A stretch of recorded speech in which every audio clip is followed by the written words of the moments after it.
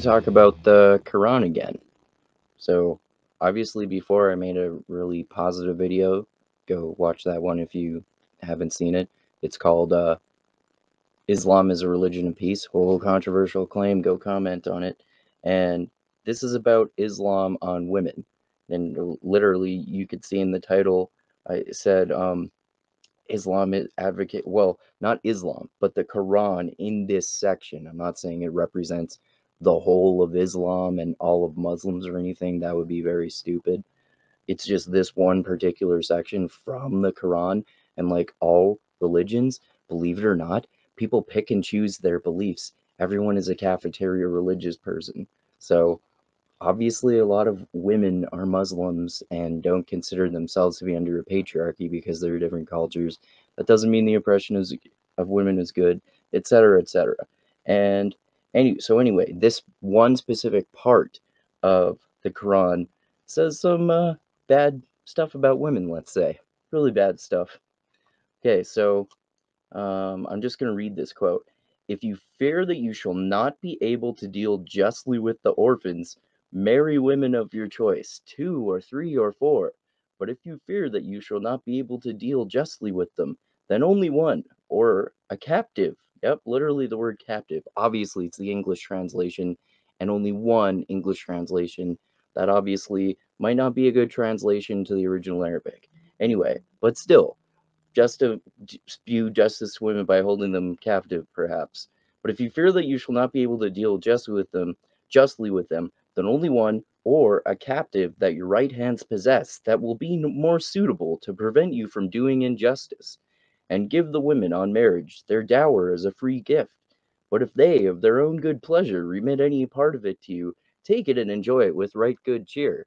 So I guess like if you make the most possible charitable interpretation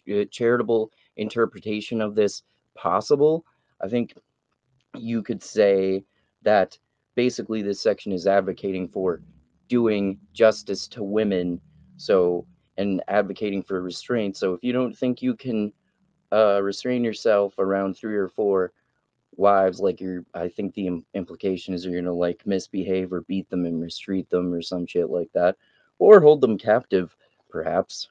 Um, then you should have less wives in order for you to do justice to women because you'll do more justice to women that way. I can see the motivation, but obviously the message it doesn't go up to today's moral standards. Do justice to women by if you can't if you can only handle one woman and you can barely handle her, then hold her captive in order to do justice to women. So, but obviously give them their dowry is a good thing, and if they give it to you, then they can take it. Obviously, that can be interpreted a number of different ways, but yeah, basically like the motivation behind this makes sense.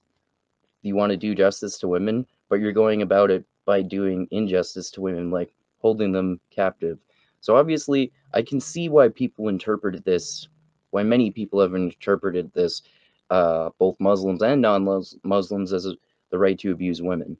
But obviously, it's complex, and I'm sure that like most Muslims are not Quran literalists like there are fundamentalist Christian biblical literalists, right?